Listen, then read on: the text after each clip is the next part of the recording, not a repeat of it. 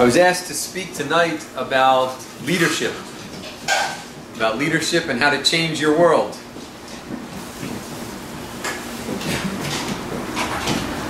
Many years ago, I used to run a trip for college students to Israel. It was all male. It was a fraternity trip to Israel, so it was an all-guy trip. So, not knowing American college fraternity students, not knowing anything much about them, I thought that since it's an all-male trip, it should be something incredibly rigorous. So I spoke to some tour guides and I said, I want the most extreme... Well, I turned that off. That was freezing. I'll take it blowing right on me. Put it on top of it. Yeah. You just play? That's good. Sorry. That's fine. So I spoke to a tour guide and I said, I need the most extreme, rigorous hikes that exist in Israel. And so there was this one particular hike that they found for me up north in the Golan, an incredible hike called Nachal Shchor, the Black Canyon. It's an incredible hike up in the Golan where we hike for a while, we get to a point where we have no choice but to jump off a cliff into a pool of water below, swim across the pool, hike some more, jump off 3 more cliffs. Now, this is not mountainous, this is not 100-foot cliffs, they're probably 20, 30 feet each one. Jump off 3 cliffs, swim again, and then hike through this canyon, this lush canyon up in the north until we get to this actually large cliff, about 50 feet high, in this boulder-like formation. These huge boulders in this step-like formation. And at the bottom of these step-like formation was a pool of water, about the size of this room, and at the end of the pool of water was a waterfall. And what we had to do was, we would climb down these rocks, swim across the pool of water, and then they had set up a zip line to do an omega, they call it in Israel, to do an omega from the top of the waterfall down into the little lake down below. Well, it was the second year I was running this trip, so I'm familiar with the hike and I'm walking through. And this particular year, we didn't get a lot of students. I only had 5 students that joined me. So me and 5 guys. And when we got to the boulder-like formation, because we were such a small group, they only had 2 instructors with us, and we got there and they hadn't set up the zip line down below yet. So we had no choice but to wait. And there was no area to wait at the bottom of the boulders because it was just a pool of water. So we had to wait at the top.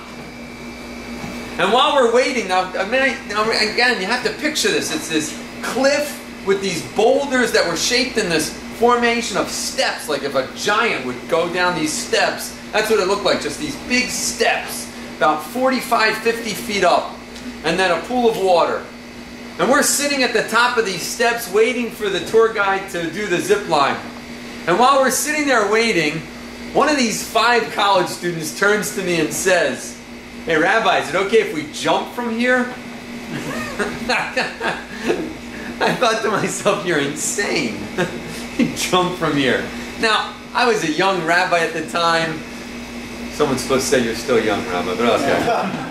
I was a young rabbi at the time, so I was very new and naive at all this, and I didn't want to seem like this fuddy-duddy Mr. Rules, and I didn't want to be the one to say no, because I wanted to build a rapport with the students.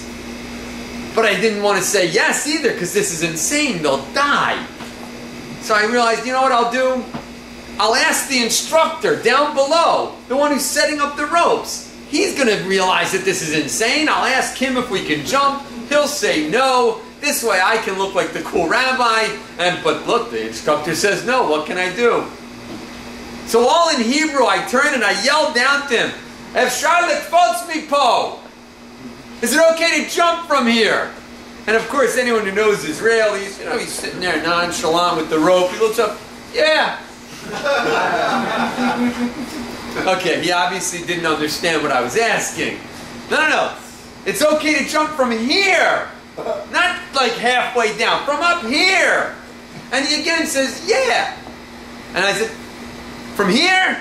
And he says, yeah, but it's far. I said, what do you mean it's far? There's nowhere to run up here. There's no running jump. I said, do you have to run? And he says, no, you don't have to run. You have to take 2 big steps and go far. Now at this point, I realized I have a problem. I cannot just turn around to my students and say, he said no, because we had a whole conversation. And in the split second, I said, you know what I'll do? I will tell him exactly what the instructor said. But with the tone of your voice, with a certain inflection, you can kind of sway them. So I turned around and I said, listen, he said yes, but, and before I could get another word out of my mouth, he said yes, but, one of the students went. Gone. Just like that. What just happened? What seemed like eternity of silence, waiting for this scream of splat and pain. All of a sudden we heard a splash. And he screamed up, that was awesome! 2 more guys went, just like that. My heart is stopping. Before I knew it, 4 guys had gone off this cliff. Before I knew it, 4 guys had gone off this cliff, and the only thing that was remaining was me and the 5th student. Now the 5th student I have to describe, I don't know if any of you watch old movies on Netflix, but there's an old movie from the 80s, Revenge of the Nerds. If you ever saw that movie or even heard of such a movie, that stereotypical image of a nerd, that was this 5th kid. He went on a hike in the desert wearing a dress shirt, slacks, and shoes. He had a pair of glasses with the tape, and he had a pen in the pocket. On the hike! There was no way this kid was making this jump. So I said to him, listen, you don't have to do this. This is not the way it was intended to go down. You're supposed to climb down. There are actually handrails embedded in the rocks to help you climb down. No one will think any less of you if you go down the right way. You should not jump. And after I said that to him, I did what anyone else in my position would do. I jumped. Of course I did. Why? Because why climb down when you can fly through the air? Why crawl, walk, or do anything in life where you can fly? See, when I was a little kid, I always dreamed I could fly. I always dreamed that I'd go to sleep and wake up the next morning and be like Superman and fly. And I always thought that I was the only person who had this insane dream until I met these 5 guys. And I realized that every single one of us has that dream. Every single one of us wants to fly. Some of us are insane enough to want to fly off a cliff. But everybody in this room wants to fly. Do you see, what everybody really wants is to figure out what makes me unique. What makes me special? If I can figure out what makes me unique, what makes me special, and I can tap into that, then that would be like flying.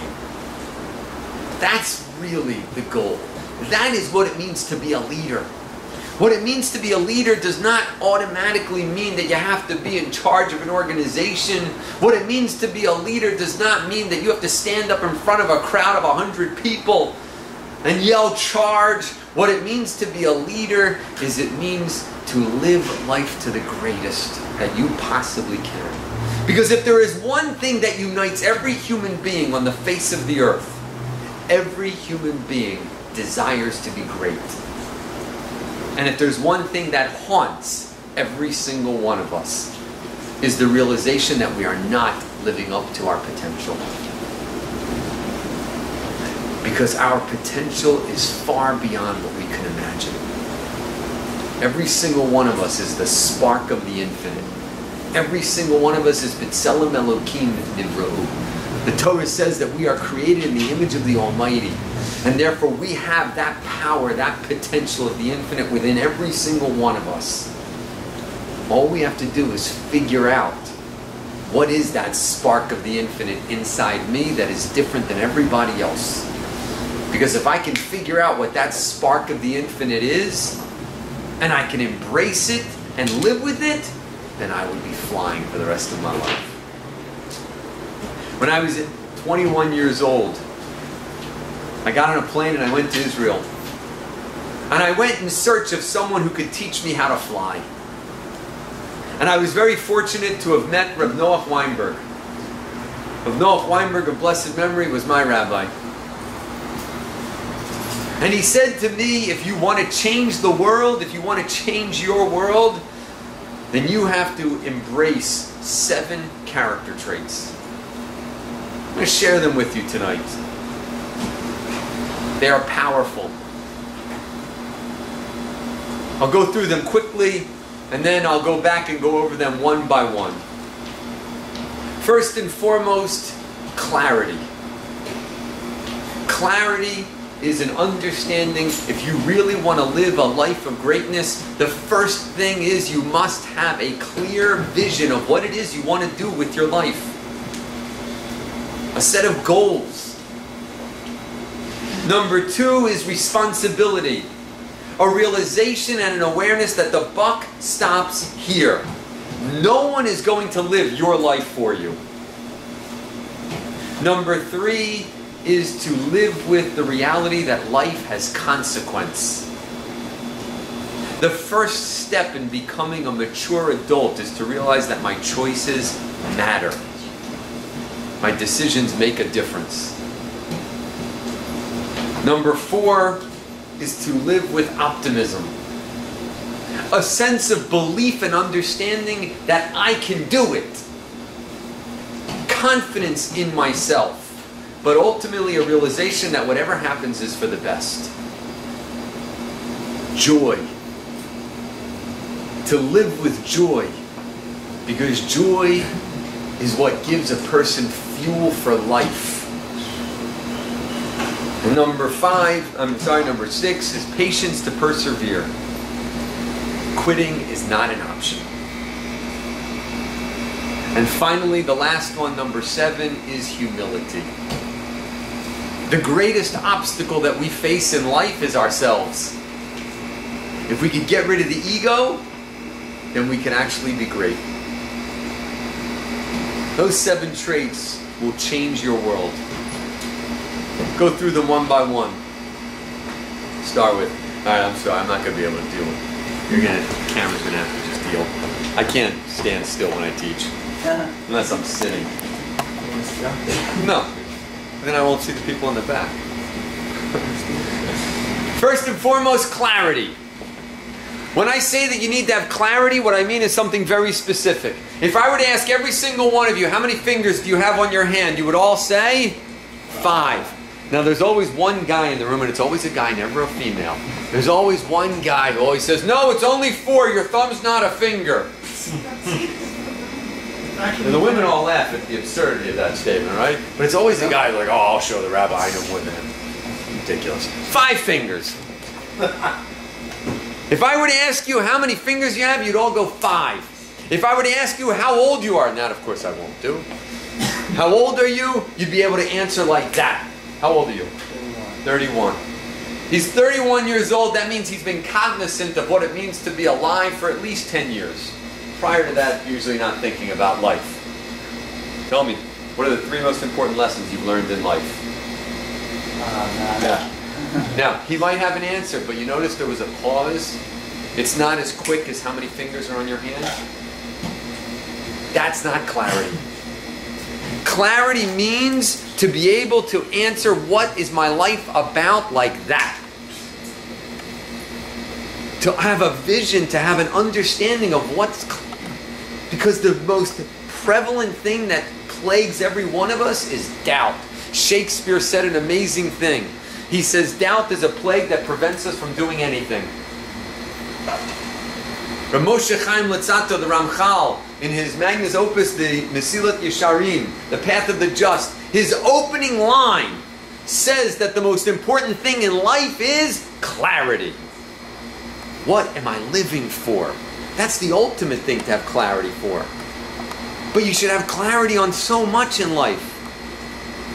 But everyone, if there's one lesson in this that you should walk out with, is that if anyone asks you in 3 days from now, What are the 3 most important lessons you've learned in life? You should be able to go like that. 1, 2, 3. But ultimately, you should be able to answer, what am I living for? What's my life about? Forget what lessons I've learned. What's life about? What's my goal? How many of you heard of Spencer Stone? Anyone hear of Spencer Stone? Spencer Stone is an amazing person. I saw an interview with him on Jimmy Kimmel, of all people. But Spencer Stone, when I tell you the story about him, you'll probably nod your heads. Spencer Stone was a U.S. airman, is a U.S. airman. And he was on vacation, he was on leave in Paris, France, with 2 friends. And while he was on leave, he was on a train. Starting to sound familiar? I see some heads nodding. And he fell asleep on the train. And when he woke up and realized something is wrong. Because when he woke up, he saw people running past him in panic and terror. Because there was a terrorist on the train. And Spencer Stone slowly opened his eyes and realized something's going on. And he slowly looked behind him and he saw in the back of a train a man standing with an AK-47. And Spencer Stone said right at that moment, I realized I was going to die. And yet he got up and he charged the terrorist. And a miracle happened. The gun jammed. And Spencer Stone was able to finally get close to him and grab him in a bear hug. And the terrorist had dropped the AK-47 when the gun jammed and realized it and pulled out of his pocket a box cutter. A razor blade box cutter, and started hacking at Spencer Stone's hand. He ended up needing something like 7 stitches in his hand. But he realized, I knew I was going to die, and yet he got up anyway. Every day we say the Shema. Every day we say, V'ahavta Hashem Elokecha b'chol levavcha u'b'chol nafshecha.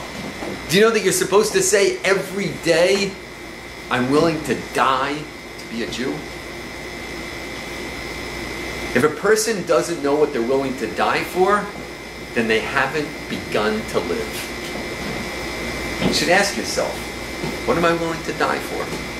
Because if there's one lesson that your parents taught you by osmosis, your parents taught you one lesson by osmosis. Hopefully they taught you lots of lessons. But they taught you one lesson just by giving birth to you. And that is, there was something worth dying for. Because that is the one true thing about life, that we are all going to die. And yet they brought you in anyway. Unless you were an accident, which, okay, you can speak to your therapist about that. Ask yourself, what am I willing to die for? And then live for it. Ask yourself, what am I willing to die for? And then live for it. That's clarity. To be able to have 5-finger clarity to know what life is about and then live for it will change your life. When we go through 2 through 7, it'll have to have that same level of clarity. So let's get to number 2. Number 2 is responsibility. Responsibility is not just a cliche. The buck stops here. Yes, that is a cliche and that is true. The buck stops here. No one's going to live your life for you. But it's something even more than that. Responsibility means that because I can do something about my life, I'm obligated to. Imagine the following. Think back to your college days. Imagine you went to a rural campus out in the country, somewhere in the Midwest. I know that doesn't exist in this, not allowed in California, but imagine you went to some university in the Midwest. And to get from your dorm to the classrooms, you had to walk through the campus and you had to cross over a river. A little walk bridge, a little footbridge over a river. And you don't know how to swim. And one day you're walking and you get to the footbridge, and right when you get to the footbridge, you see someone in front of you trip and fall over the bridge and land in the river below and scream up, "Help, I don't know how to swim. I'm drowning." What do? Well, you don't know how to swim, so you look around for something and you can't find anything, so you whip out your cell phone and you dial 911, but because you're so far out in the campus, by the time the fire department gets there, sadly the person drowned. But there was nothing you could do. What more could you have done? 2 days later, you're walking to campus, you get to that very same footbridge, and you're distraught as to what you saw 2 days ago, and you're like, oh my God, and you see someone by the edge, and sure enough, that happens again. And somebody trips, falls over the rail, plunges to the river below, and yells, "Help, I'm drowning." So you quickly pull out your cell phone. You know there's nothing to grab because that you did last time. You quickly pull out your cell phone, 911, but because, again, you live so far out, by the time the fire department gets there, the person's sadly drowned. 2 days later, you're walking, and this time, you know what? I'm not taking any chances. I'm walking with my phone in my hand just in case another idiot trips. And sure enough, you get close to the bridge, and you see someone close to the edge, and you're about to yell out to them, "No, watch out!" But because you yell out, you startle the guy. What? And he trips and falls in the river. And this time, it's actually your fault. Now you feel horrible. But you got your phone in your hand, it's 911. But because you're so far out, sadly, by the time the fire department gets there, he drowns. The next day, you're walking to campus, and you get close to the bridge. You wanted to say something? I will take a swimming classes. What's your name? Yaniv. Yaniv. Did you hear what Yaniv said? You take swimming lessons. Why? After the first time. Why? Because you can. You call the university and you say there's a problem on this footbridge. The rail is too low. You call the city and you say there needs to be a fire station closer. Accidents happen. You do something for one reason and one reason only. Because you can. Judaism says something so amazing. Gadol ha-mitzuva mishe'ena mitzuva. Which means greater is the one who is obligated than the one who is not obligated. And when you hear that, you think for a moment, why can that be? Someone who volunteers, how praiseworthy that is. These people that volunteer and go to the hospital and visit sick people, they are idle. I'm in awe of those people. I find it hard enough to visit my own sick relatives, let alone strangers. And yet Judaism says, no, you're a volunteer, that's wonderful. But someone who does it as an obligation, someone whose job it is even greater. Why? And it's really simple. Because when you volunteer, you know how long you do it for? As long as you feel like it. But if it's your obligation, what difference does it make how you feel? You wake up in the morning, I don't feel like being nice to my friends. I don't feel like being nice to my wife. I'm not in the mood to be nice to my children. Who cares? You're obligated. You have to realize that Judaism says responsibility means you're obligated to change your world. Bishvili nivra ha'olam, the rabbis say. I'm supposed to look at the world as it's my obligation. And therefore, if it's my obligation, I have to do something about it. Why? Because I can. There's only one person that can do something about your life. You know who that is? Yourself. That's it. Because I can, I must. That brings us to number 3. Number 3 is something that people don't like to think about. People don't like hearing this one when I say it. And yet Judaism says it's an obligation. And that is to live with fear. To live in fear.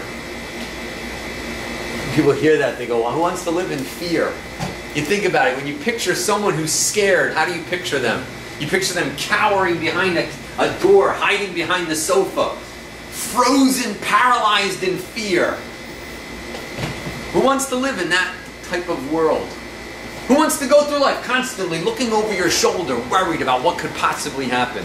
And yet Judaism says that if you want to live a life of greatness, you have to live in fear. How does that understand? So I want to tell you something. There's 2 kinds of fear. There is fear that is negative, and there is fear that is positive. There is a fear that is debilitating and that you should stay away from. Like President Kennedy said, we have nothing to fear but fear itself. It's a horrible thing. But that's a fear that's debilitating. That's a negative fear. Incredibly positive fear. And guess what? Everybody in this room even understands it. I am sure every single one of you at some point in your life paid money to be scared. How many of you went to a scary movie? How many of you have been on a roller coaster? People pay money to be scared. Now, why would you pay money for something if it's a bad thing? Why would you pay money to something if it's not enjoyable? The truth is fear is actually enjoyable. Fear is a pleasure. But you know what else fear is? Fear is not debilitating. Fear is incredibly empowering. You go online, you can read all kinds of stories about people that were empowered beyond belief. Someone stuck under a car that weighs 2 tons, and 5 people come along and they had the ability to lift the car to save the person underneath. You can go read stories. This is true stories. How? Why? Because they were scared. They were scared. What could happen to this person if we don't get them out from that car? Fear is incredibly empowering. You know what else fear is? Motivating. If I were to tell every single one of you that if you memorize these 7 traits, Gabe's going to pay you $100 each. But if I told you the following, that if you don't memorize these 7 traits, then you have to pay Gabe $500 each. How many of you think you'd know the 7 traits like that? Why? Because of the fear. I don't want to lose $500. Forget the getting the 100. I don't want to pay $500. I'll memorize it. What are they, Rabbi? 7, real quick. Because of fear. But even more importantly, you know what else fear does? Fear, it frees us from petty nonsense. When we are scared, all we care about is what's important. Tomorrow is 9/11, the anniversary of 9/11. Some of you in this room probably were little kids when 9/11 happened. I'll never forget where I was when 9/11 happened. We'll remember that for the rest of their lives. It's like my parents, they all knew where they were when Kennedy got shot. The rest of us, we know where we were when 9/11 happened. It's amazing. After 9/11 happened, something incredible took place in New York. And they were talking about it all over the country on talk radio. People in New York were being nice to each other. On talk radio, they were talking about spend more time with your family. If you know anything about New York, that is so out of character. Why? Because the whole country was petrified. We were scared that it was going to happen again. And if it can happen again, then who really cares what my portfolio looks like? You know what matters? What matters is, have I spent time with my family? Have I focused on what life is about? Have I lived with joy for one moment? Who cares about what a scratch there is on my car? Because they were scared. When you're scared, you forget about all kinds of nonsense. Do you see? Fear is incredibly joyful, incredibly empowering, and incredibly freeing. So how do you get that kind of fear? Because nobody wants to live with the fear that's debilitating. Nobody wants to live life scared and cowering in a corner. But yet we all want to live that other type of life. So how do you get it? So I'll tell you how you get it. Does anyone know what the Hebrew word for fear is? And it's always some Israeli says pachad.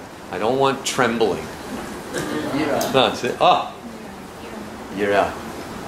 Yira means to be scared. Yira, fear. The same exact letters also mean another word. Yira means to see. The essence of fear, when you go around and you ask people, where does fear come from? The most common answer people give is a mistake. You go around and you say, where does fear come from? And the most common answer people say is, oh, the unknown. When you don't know something, that's when you're scared. That is absurd. I promise you, that's ridiculous. Imagine you go on a safari to Africa. And of course you're American, so you had to go out and buy the most expensive camera that they make, even though you don't know how to use a camera other than your phone. But you go out and you buy the most expensive camera, you go to this safari and you want to get all the beautiful pictures, And the tour guide says to you one thing: you can take as many pictures as you like, you can get out of the Jeep, take pictures, but you do not walk away from the Jeep. You stay right next to the Jeep. You're in a safari. But you watch National Geographic, you watched all those YouTube videos, you want to get something good. So sure enough, you're at this one point and there's this beautiful, majestic scenery in front of you. There's the sun setting in the distance. There's those few trees over there. It's incredible. There's always just like this one iconic tree out in the middle of nowhere. And right next to that iconic tree is like 3 or 4 giraffe. And there's some buffalo. Oh, it's just beautiful. And you want to get the picture, so you back up a little bit, but you want the Jeep too. So you back up a little more, and you haven't figured out how to use the whole telescopic thing, so you got to keep just backing up until you finally get the whole thing in the picture. And you're about to snap the picture, and you hear a crack of something behind you. And you slowly turn around to see a lion salivating. Are you scared? Why? You don't know what's going to happen? You're scared because you know exactly what's going to happen. Nobody is scared of the unknown. It is absurd. Imagine the following. Your best friend, and I always have to preface this, you have a best friend that doesn't enjoy playing practical jokes on you and finding that humorous. You have to preface that nowadays. So you have a best friend that does not enjoy playing practical jokes on you and find that humorous, says to you, I want you to walk into this room here, and I promise you when you walk in that room, you're going to be filled with joy. I have a surprise for you. I promise you, bless you, I promise you, nothing bad will happen. But you got to go in blindfolded. It has to be a surprise. Are you scared? The only reason you'd be scared is if you had that best friend that enjoys playing a practical joke on you. Otherwise, no, you're not scared. But you have no idea what's in there. Why aren't you scared? Because nobody's scared of the unknown. Nobody is scared of the dark room. You know what they're scared of? What might be in the dark room. Children are not scared of the dark until they have an older brother that tells them that there's a boogeyman in the dark. Nobody is scared of flying. What are they scared of? The airplane crashing. Nobody's scared of swimming in the ocean at night. What are they scared of? Drowning, or that there's a shark swimming by. Nobody is scared of what they don't know. On the contrary, we are only scared of what we perceive to be. That is why the Hebrew word yireh shares the exact same word as to see. Because we are only scared about what we see. And if we don't know what we see, then we project a negative outcome. And that makes us scared. Steve Jobs, who I don't enjoy quoting in Beit Medrash, but he's not exactly a wonderful person in terms of his character, but he's an incredible leader. Steve Jobs gave a commencement speech at Stanford University. I highly recommend you go watch it. An incredible speech. He said the following in his speech: the greatest gift to humanity is death. Why? Because it is the only thing that reminds you to do something while you're alive. You want to live with fear that is incredibly motivating? You want to live with fear that is incredibly empowering? Then all you have to do is see the consequences of life and realize how precious and fragile they are. Ask yourself, you want to empower yourself and embrace fear? Ask yourself every day the following question: what would I do if, God forbid, I knew I only had 5 years left to live? You want to be even more powerful? Ask yourself, what would I do, God forbid, if I only had 1 year to live? Well, the rabbis say if you really want to live life, ask yourself, what would I do if I had 1 day to live? The rabbis in Pirkei Avos say, live every day as if it's your last. Live every day as if it's your last. When's the last time you lived a day like that? I want to go back to Spencer Stone for just a quick moment. You see, I left out part of his quote because I wanted to share it with you now. Spencer Stone did indeed say, I knew I was going to die. But yet then he went on to tell Jimmy Kimmel the following. I knew I was going to die, but I wasn't going to die sitting down. I knew I was going to die, but I was not going to die sitting down. Live every day as if it's your last. Don't live any day as if it's sitting down. Abraham Avinu, Abraham. It says that at the end of Abraham's life, it says that Abraham Boba Yamim. Abraham came with his days. Well, how else do you die when otherwise you don't become old unless you come with your days? And the rabbis say, what does it mean that Abraham came with his days? That he lived every single day. How many of us can say that we live every single day? How many of us allow days to just pass by watching cats on YouTube? Live every day as if it's your last. So far we have clarity. What kind of clarity? 5-finger clarity. You really want to be a leader in your own world? Get 5-finger clarity, what life's about. Number 2, responsibility. Realize that no one's going to live your life for you. Number 3 is embrace the power of fear.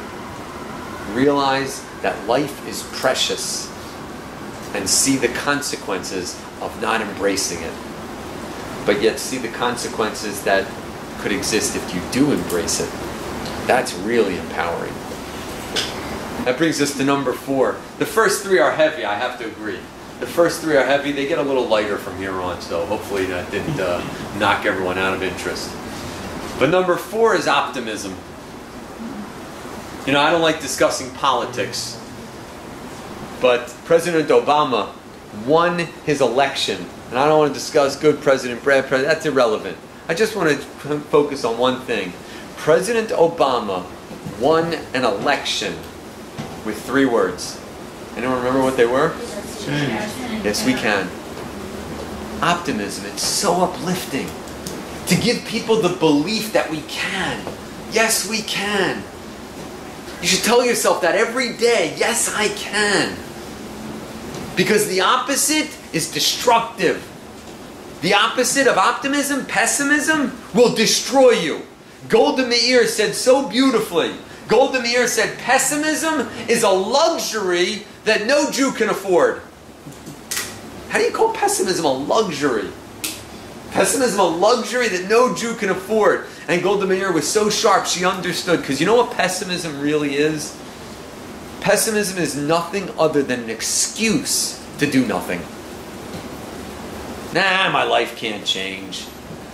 Nah, it's not going to get any better. Nah, I've tried that before. Ah, Rabbi, I've heard this before. And therefore, why bother trying? And therefore, it's an excuse to be lazy. And that's why Golda Meir said it's a luxury that we can't afford. We can't afford to do nothing. We have too many enemies surrounding us. But yet Helen Keller said so beautifully, optimism is the faith that leads to accomplishment. Nothing can be achieved without hope. That is optimism. So where do you get that from? Where do you get that kind of belief in yourself? Anyone know what's the Hebrew word for mother? Ima. The rabbis in the Talmud say so aptly. Why is a mother called Ima? Because a mother is the Aleph Mem. Aleph Mem is aim. That is the root of mother. Why is a mother called Aleph Mem? Because the mother is the Aleph, the first, and the Mem is the Maimin. The Hebrew word Maimin means to believe. A Maimin is a believer. A mother is the first believer. And the rabbis understood this to mean that a mother is the first one that teaches a child how to believe in our faith, how to believe in our culture, how to believe in what it means to be a Jew. But I say deeper. That you know what a mother really is? The first believer. The believer in what? In you. A mother is the one that looks at you when you're a little child and says to you, you are great. You are special. Yes, you can.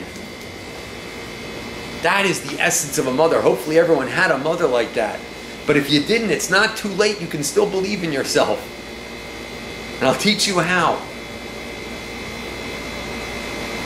There was a famous rabbi, Rabbi Akiva. How many of you have heard of Rabbi Akiva? Rabbi Akiva is one of the most pivotal leaders in Jewish history. And yet Rabbi Akiva happened to be the extreme opposite of an optimist. Everyone knows the story of Rabbi Akiva, that he didn't start learning Judaism until he was 40 years old. And he became an unbelievable optimist, but he did not start out that way. He started out as a pessimist. And people used to say to him, he was an ignorant person. He didn't know how to learn. He didn't know how to read or write. He knew nothing about Judaism. And people used to say to him, Akiva, why don't you learn? Why don't you go take a class? Why don't you learn something about your identity? Why don't you learn something about what it means to be a Jew? And you know what Rabbi Akiva would say? He would say the following: why should I? Judaism has nothing to offer me. Show me a rabbi and I will bite him like a dog. That was Rabbi Akiva said that. Can you believe that? Show me a rabbi and I'll bite him like a dog. Why? Because all those rabbis do is look down on me. All they do is judge me. In other words, nothing's going to change. I have nothing to grow from. Why should I bother? And yet when Rabbi Akiva was 40 years old, thankfully he had a job as a stable boy. At 40 years old, he was a stable boy on one of the richest Jews alive. Kaba ben Savua, his name was. And this rich, wealthy Jew had a beautiful daughter named Rachel. They stole it all from us. This is where they got the Princess Bride from. They stole every story from us. That's another class if you like. But every great story, it's in the Judaism. They stole it all. But Rabbi Akiva had a job at this stable boy on Kaba ben Savua's plantation. And he had a beautiful daughter named Rachel. And Rachel saw potential in Rabbi Akiva. And she used to say to him, Akiva, go learn and I'll marry you. And Rabbi Akiva said, okay, I'll go do that. And sure enough, he goes and he takes off and he learns for 24 years. And her father said to him, if you marry this man, I will disown you. I'm sure some of you have heard something similar to that. Maybe not too many of you, hopefully. Nothing changes. Nothing changes. You marry this person, I disown you, is what he told her. And she said, Akiva, I will give it all up. I will give it all up for you. I see greatness in you. Go learn and I'll marry you. And he went and learned for 24 years. And after 24 years, he came home with 24,000 students. He became the leader of the Jewish people. And after coming home, he came back with 24,000 students. He had an entourage of 24,000 students. Rachel hears that he's coming back to town, so she goes out to greet him. And they didn't know who she was, these students. It's like in Beverly Hills, you know, when you see a famous person, they always have their entourage. And the paparazzi try to get close to them, and they can't get close because everyone surrounds them. Rabbi Akiva comes back and he's got this entourage of 24,000 students. And Rachel runs out to greet him, and all they see is this woman coming to her. And so what do? They jump in front of him not to let her get close. And Rabbi Akiva says something so incredible. He says, step aside. Because everything that you have and everything that I have is only because of her. Do you see, Rabbi Akiva was able to go and become the great optimist that he was. Because Rabbi Akiva is indeed the one who taught us the real essence of optimism. Rabbi Akiva was able to go and become the great leader because of one reason. And you know what that reason was? He had a woman that believed in him. Because Rachel believed in him. And because Rachel believed in him, he was able to see something far greater than that. Because Rachel believed in him, he was able to believe in himself. You know how powerful it is to have someone to believe in you? You know how amazing it is to know that someone believes in you? Hopefully you all had parents that believed in you. But tragically, if you didn't, you know what it's like to have a friend that believes in you. To have a mentor. Hopefully you had a teacher somewhere along the line that believed in you. But ultimately, you have to believe in yourself. And you know how you get to believe in yourself? Rabbi Akiva taught it to us. Rabbi Akiva said, it's not Rachel that believes in me. You know who believes in me? The Almighty. God believes in me. Rabbi Akiva said the following. Rabbi Akiva is the one who taught us that God loves me. You should wake up every morning and say, God loves me. You know, one time I was in the airport. I was walking through the airport and I saw this cute little toddler. He must have been, I'm not good with ages, so he could have been anywhere between the ages of 4 and 14. Somewhere in that gamut. But he was this cute little toddler and he had these white curls. They were so precious. And thankfully I'm a religious Jew, so I didn't kidnap him. But he was that cute. I wanted to take him home. But I just kept staring at him. And then finally I said, okay, no, you can't steal him. But then I saw the shirt that he was wearing. And I really had to fight the urge to take the shirt off and take that home and give it to one of my kids. Because this shirt was so precious. How many of you are familiar with the Peanuts cartoon? Charlie Brown. So there's a character in Charlie Brown called Pigpen. And he's called Pigpen because he always walks around and there's this cloud of dirt coming off the ground. Because he's filthy. He's a pigpen. That's the title. And so this t-shirt that this little toddler was wearing had a picture of Pigpen on it. Just this character with the garbage all around and the dirt coming up. And then there was the quote. And the quote was so precious.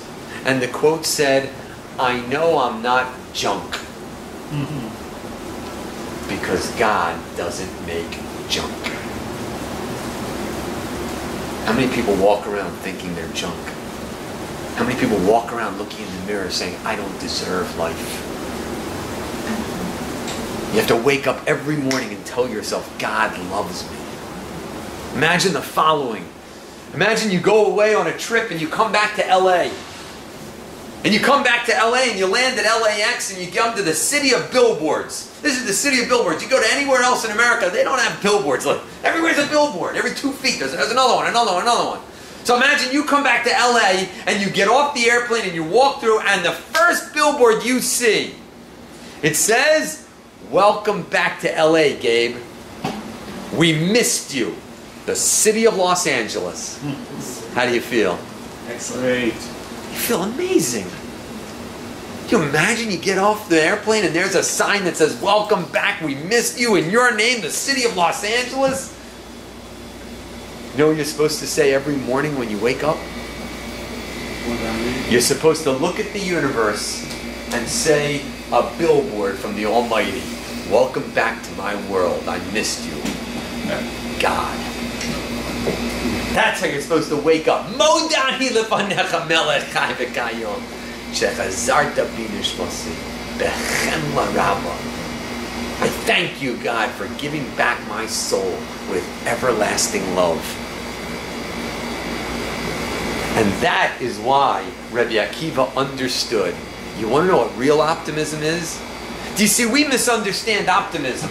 We think that optimism is that everything's going to work out beautifully. Everybody in this room is old enough to know that that's not true. We've all tasted disappointment in life. We've all tasted sadness.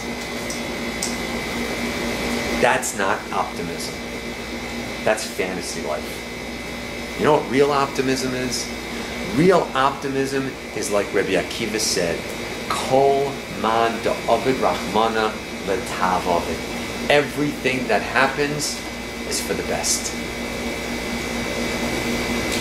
Because if God loves me, then God wants what's best for me.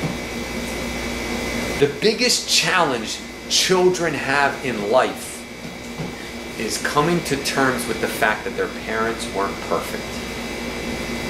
We all walk around resenting mom and dad for not being perfect. Why couldn't you be more like so-and-so's parents? Why couldn't you be more like this? Why couldn't you be more like that? And you know what we have to realize? Is that our parents wanted the best for us, period. They just didn't know always how to do it. They made mistakes, they're human. But the Almighty doesn't make mistakes. And therefore, everything that happens is for the best. That's real optimism. That's what Rabbi Akiva taught us. So first we have clarity, 5-finger clarity. Have a vision of what you want to do. Number 2 is responsibility. Realize, B'shvili nivra ha'olam, I'm obligated to do this. Number 3 is fear. Reishis chachma yiras Hashem. The first step of being real with life is having fear. Life has consequence. Number 4, though, is optimism. Emunah and bitachon in the Almighty. Realize that everything that happens is for the best. And that brings us to number 5. Number 5 is joy. Number 5 is to be filled with joy. When you have joy, you're alive. You have energy. How many of you have ever overslept for your vacation in Cancun? Nobody. Yet we all oversleep for life constantly. Because when we have joy, we're alive. And when we don't have joy, we are dead. We have no energy. We just sit there and think, when is this rabbi going to stop talking already so we can get on with it? When we have joy, though, we want to hear more. I want to share with you that the natural state of every single human is to be filled with joy. Do you know that? There's a rule in physics. Things in motion stay in motion. Things at rest stay at rest. Well, do you know what the rule in physics of a human being is? That the natural state of a human being is to be filled with joy. And when you hear that, you say, that's not true, Rabbi. My life is not filled with joy. And if you don't believe me, take a look at everybody driving 405. It's amazing that everyone makes it home, because they just look so miserable that they all just look like any minute they're just going to turn the wheel and say, oh, forget this. Look at people. Who looks like they're living with joy? People look miserable. And yet I'm telling you, the natural state of a human is to be filled with joy. I'll prove it to you. I'll demonstrate. How many of you have toddlers as nieces or nephews or younger siblings? You take a look at a toddler, they are filled with joy, fascinated with life. I remember when my wife and I first moved to Los Angeles, we had one child at the time, we had a daughter. 21. Back then she was 18 months. She was just a year and a half. And we remember we moved to Santa Monica. And we were living in this townhouse complex. And we were the 3rd unit in the complex. And there were 8 units on each side. And there was a corridor down the middle. And so to get out of the complex, you had to go out your front door and walk down the corridor to the exit. And we were the 3rd unit, which means from our front door to the exit of the complex was probably not much further than this room. And yet to walk with my 18-year-old daughter could sometimes take a half an hour.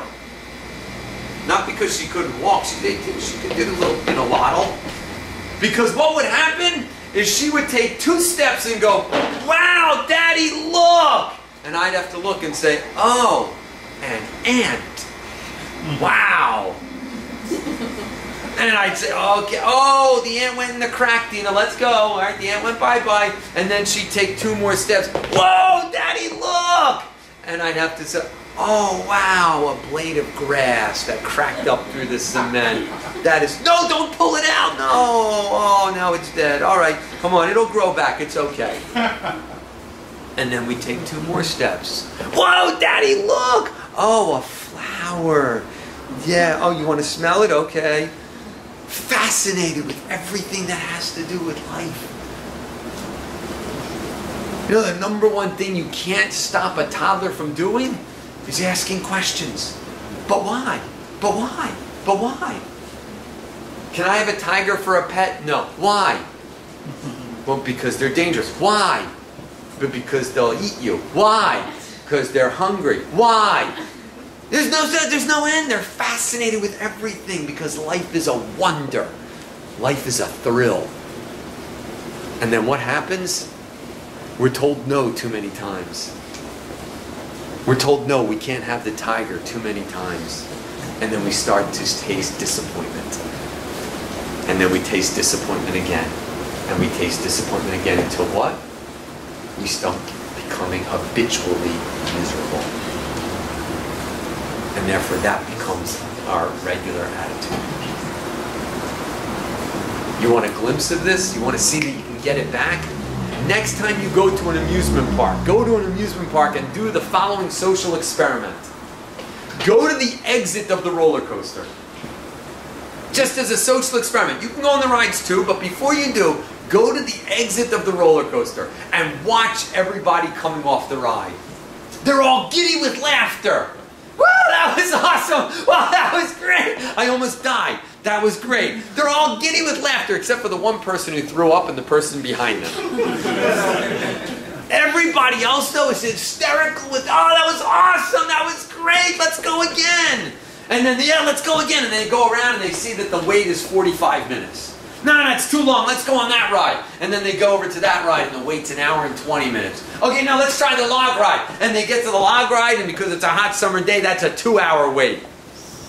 And they say, you know what? Let's go get a drink and maybe we can come back and sneak in the line. And then they go up to get a drink and they say, $4.75 for a small Coke? This park sucks.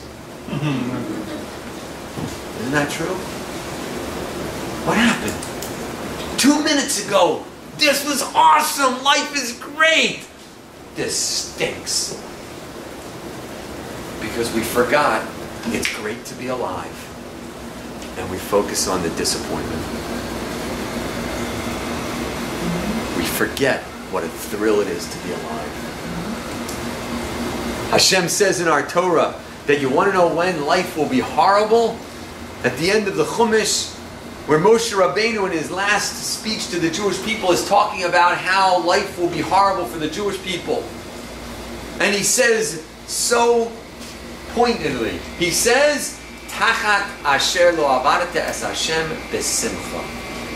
You want to know why life is miserable? Because you didn't have joy. You know what joy is? Joy is just realizing it's great to be alive. You know where you find the greatest joy in life? When you think about someone who has an explosion of joy, where do you think of that? What example comes to mind when you see somebody jumping up and down, screaming with joy? What image comes to your mind? How come they're screaming with joy? What just happened? Huh? Someone said it. I heard someone say it. Yeah. Who said it? They won the lottery. Explosion of joy. I won the lottery. How much did they win? How much did you win? You're jumping up and down for joy like that. 26 million. He's screaming up and down. Woo! And now what's happening in his mind? Oh, I'm going to buy this. I'm going to buy this. I'm going to do this. I'm going to do this. Now keep in mind, by the time he got to the 5th finger, he has spent 60 million. Isn't that true?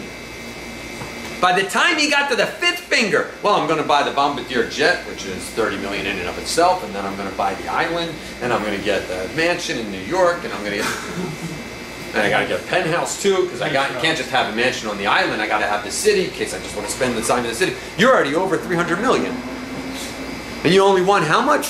36 million. He has spent more than he's won, and yet he's still filled with joy. Why? You want to know what real joy is? Real joy comes from seeing potential. That's what joy is. Seeing potential. You think about every time when you had joy, tremendous joy in your life, it's always because you were picturing what was going to be next. Potential. Life is potential. When you wake up in the morning and you see the potential of the day, you are filled with joy. When we wake up in the morning and we see today as just a repeat of yesterday, well, that's not very joyous. Snooze. Got to do the same thing again? Snooze. But the potential that exists today, the joy, that's real simple. Your potential is infinite. You should be filled with joy. All right, that brings us to number 6. Patience to persevere. Don't worry, you should have patience. There's only 2 more. Patience to persevere. Do you know what the greatest urge that you have to fight every day of your life is? The greatest urge that is constantly challenging you and you struggle with every moment of your life. And that is the urge to quit. That is the greatest urge that exists. To just quit. Because we constantly tell ourselves to give up, to give in. I've tried that before, Rabbi. I've tried to change. I've tried to live life to the fullest. And we constantly give in. And the reason that we constantly give in is because of one reason and one reason only. And that's because of the following. Rabbi Akiva. I'm going to tell you the story of Rabbi Akiva again. I told you that when Rabbi Akiva was 40 years old, he was a pessimist. And Rachel comes along and says, I want you to go and learn and I'll marry you. And I will give all this up. And I'll marry you. And Rabbi Akiva says, oh, okay. Now does that sound plausible? If you're a pessimist, you're not going to just go, oh, okay. And so of course that didn't happen. And the rabbis told us that something else had to happen in the middle. And something else had to happen in the middle. Because the rabbis say that when Rabbi Akiva went to the class the first day, he's like, okay, I'll go learn. I'll go learn. And he went and he sat down in the classroom. Could you imagine a 40-year-old man going and sitting down in a classroom and he's never learned before? So what classroom is he going to go to? You think he's going to come sit in a class like this? He's got to go sit in a classroom with the little kids. Can you imagine a 40-year-old man in a classroom with little kids? Everyone says, oh, I just love little kids. They're so cute. You know what else they are? They're mean.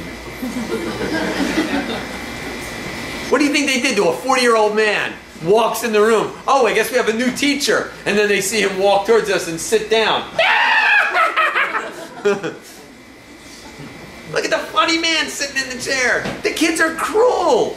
And so sure enough, Akiva went home that day and he said to Rachel, I'm not going back. How come? Because they laughed at me. And she said, well, what do you think they're going to do tomorrow? And he said, laugh at me. That's why I'm not going back. And she said, well, what do you think they'll do the next day? And he said, I don't see where you're going with this, Rachel. They're going to laugh at me. And then she said, and what do you think they'll eventually do? They'll eventually stop. So Rabbi Akiva thought about this. And he said, I want to think more about this. And so he went to take a walk. And the rabbis in the Talmud say that he went to take a walk and he went and he sat down in nature. Because if you really want to think about life, you know what you have to do? You got to get out of this.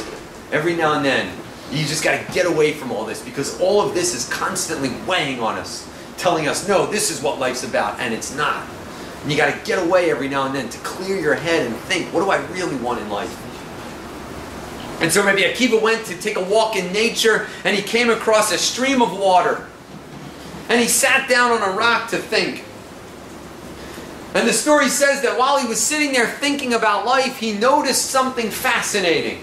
He noticed that part of the stream had trickled over a rock and was dripping below. And it was dripping on a rock below, and the drip, drip, drip, drip had bored a hole into the rock below. And Rabbi Akiva looked at that and he said the following. He said, if water, which is soft, can pound a hole into a rock which is hard, then wisdom, which is like fire, can certainly burn a hole into my stubborn heart, which is just flesh. And I'll never forget when my rabbi taught me that story, he asked me the following question, and I won't put anyone on the spot because it'll be too much fun, and I won't humiliate. He said to me, tell me, what did Rabbi Akiva learn at that moment? And he said, and I'll preface it, it was genius. Rabbi Akiva learned something right at that moment that was genius. And I said to him, oh, I got it. And my rabbi said, what? And he said he understood That with enough time, drip, drip, drip, with enough time, with enough patience to persevere, eventually something will happen. And my rabbi leaned over and he said, "That's nice. That's not genius." And I said, what was it then? He says, "I'll help you along. I'll ask you a question." He said, "Tell me, what would have happened if one drop of water hit that rock?" Someone said, I won't point out who said it, because that's what I said. And that's what my rabbi said to me. And that's why you're not Rabbi Akiva. Because listen carefully. If one drop does nothing, then what would a billion drops do? Well, what's a billion times 0? Nothing. You know what the genius of Rabbi Akiva was? The genius of Rabbi Akiva was he realized right then and there that one drop must have done something. Because if it didn't, then a billion drops would have done nothing. And that is why we quit. The reason we quit is because we take a look at that one drop and we say it didn't do anything. It didn't make a difference. I tried. And it didn't change my life. Because we didn't see the difference. We want instant gratification. When Adam and Chava were in Gan Eden, when they were in the Garden of Eden, and the snake came along to Chava and he said to Chava, "Eat from the tree," that they weren't allowed to eat. And Chava looked at the tree, and the Torah says that she saw that it was edible. And you know what the rabbis say that means? What do you mean it was edible? Obviously it was edible. The snake said eat it. So what do you mean she saw it was edible? That's an absurd statement. What else would it be if the snake says eat it? She saw that it was edible. Now, it was immediately available. We want instant gratification. We want to see results immediately. And Rabbi Akiva has taught us with his genius that every little step you make changed your world. You might not see it. You might not feel it.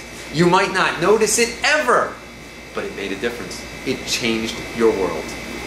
And therefore, you don't ever quit. You don't ever give up. You keep going.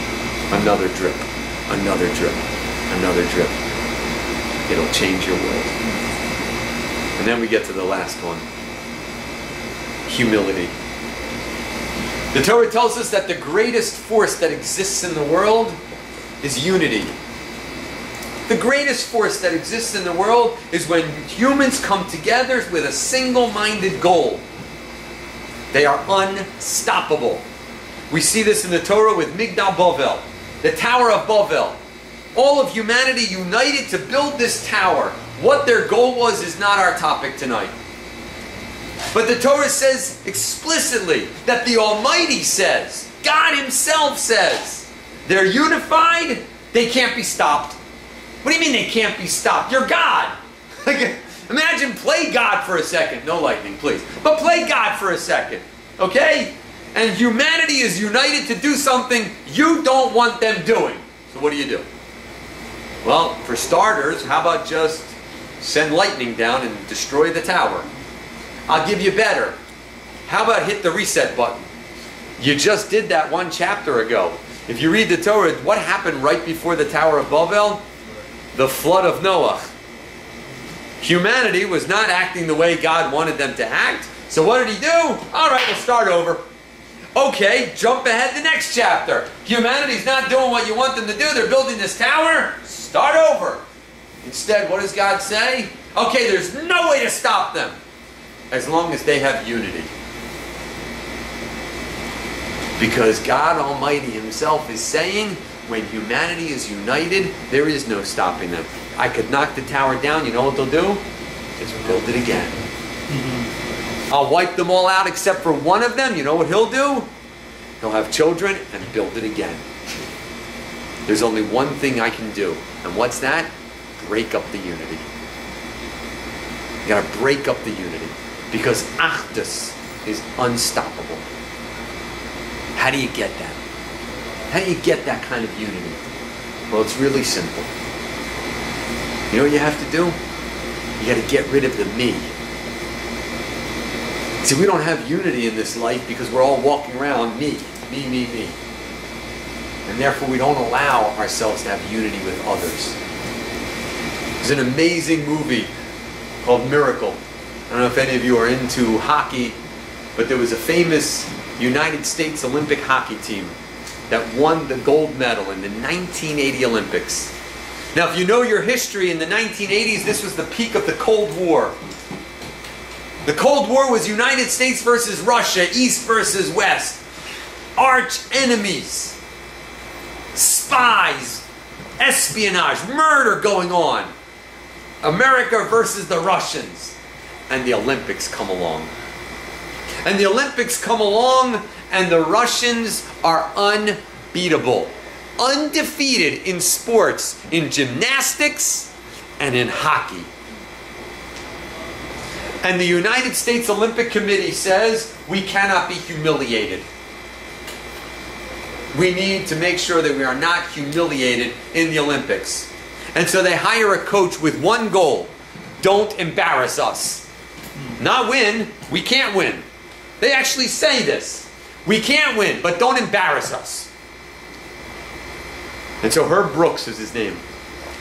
He shows up at the Olympic tryouts, and within hours of being in the Olympic tryouts, he hands the Olympic Committee his team roster. He didn't even watch the tryouts. He said, here's my team. And the Olympic Committee looking at it, and they're like, what are you talking about? This is your team. Where's this one? The all-star from this university. Where's this one? The all-star from that university. None of the all-stars are here. What are you talking about? This is your team. And Herb Brooks says, this is my team.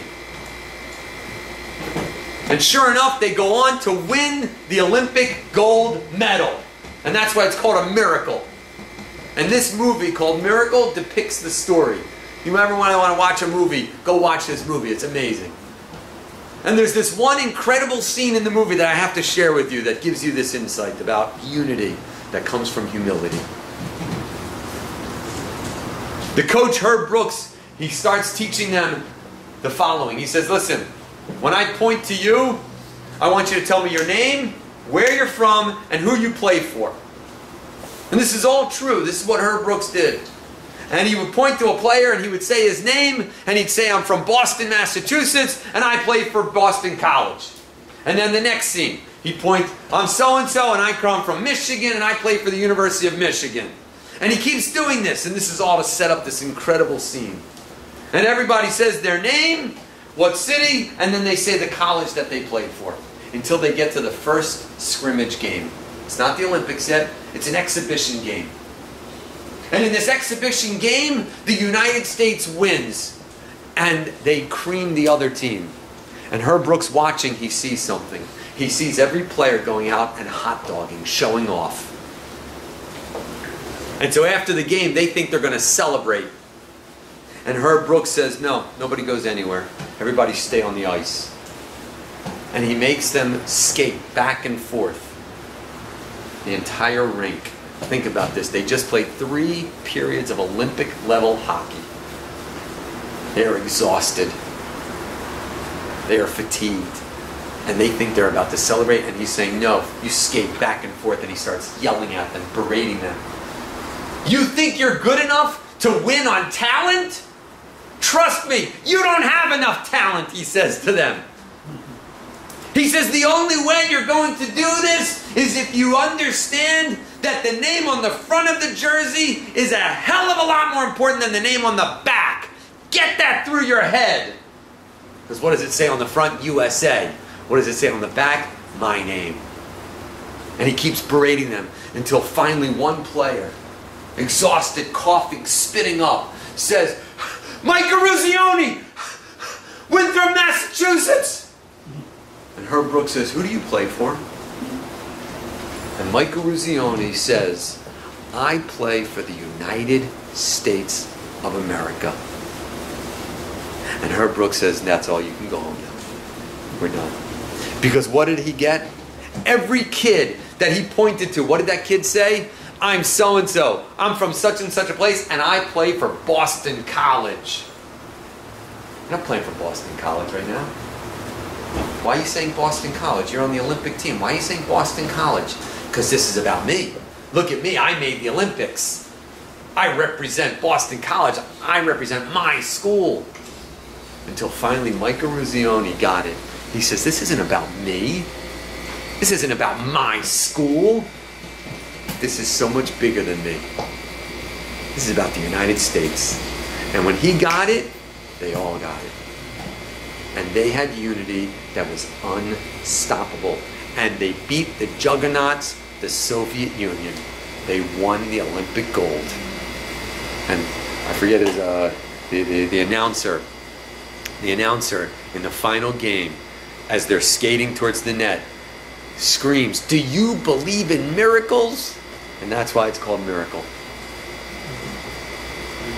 Moshe Rabbeinu, the greatest leader. You want to talk about leaders? The greatest leader we ever had was Moshe Rabbeinu. And yet what does the Torah say about Moshe Rabbeinu? That he was Anav Mikol Adam. He was the humblest man that existed.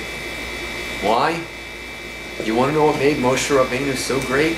It's because he understood this has nothing to do with me. He was able to walk into the most powerful dictator alive, Paro, and say, I'm here to take the Jewish people out, period.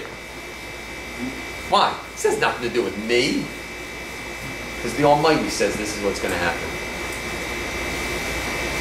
You want unity? Forget unity with other people. You know where you really need unity? With yourself. We all walk around with so much discord in ourselves. We don't have unity with ourselves. We have all kinds of split personalities that we put on masks. We think we have to act a certain way with this group. And then we think we have to act a certain way with that group. You want greatness? You need unity with yourself. And instead of asking, what do I think these people want me to be? What do I think those people want me to be? You know what you should ask? What does the Almighty want me to be? What does God say I have the power to be? And then you'll have unity with yourself. 7 traits. Number 1, clarity. Don't go to bed tonight until you at least say, what are 2 lessons I've learned about life? And then ultimately, figure out what life itself is about. And know it like you know you have 5 fingers on your hand. Number 2, realize Bishvili Nivra Ha'olam. The only one who is going to make a difference in my life is me. Number 3 is Yirat Hashem. Fear. We realize life is real and it has consequence. If you don't take responsibility for your life, there's going to be consequences. But if you do take responsibility, there's going to be consequences. They are glorious. Number 4 is have bitachon. Have trust in the Almighty. Because the Almighty trusts you. And therefore realize that every moment you have the ability to do it. Wake up every day and say, God loves me. Number 5 is joy. Live with joy. Because life has so much potential. Number 6, every drop made a difference. Don't quit. And finally, number 7, have humility. Now these 7 traits are heavy. I'm not going to lie to you. They're heavy. And it's hard. And life is hard. And do you know what the average person thinks about when they wake up in the morning? You know what the average person's goal is when they wake up in the morning? It is not to be great. The average person, most people when they wake up in the morning, the only thing that they are thinking about is, let me get through the day. Let me just make it to the end of the day so I can do it again tomorrow. Don't live life that way. In 3 weeks' time, you're going to be standing on Rosh Hashanah. And you're going to say, Kasvenu l'chaim. the Sefer HaChaim. You're going to stand there and you're going to pray, write me in the book of life. What do you think the book of life is? Do you think the book of life versus the book of death is that you're going to live or die that year? If that's the case, people should be dying left and right. That's not what it is. The book of life versus the book of death is, let me live. Let me wake up and live every day as if I'm flying through the sky. Because that would be a life of greatness. And you would become a leader because you will inspire everyone around you. Thank you so much. Thank you, Rabbi.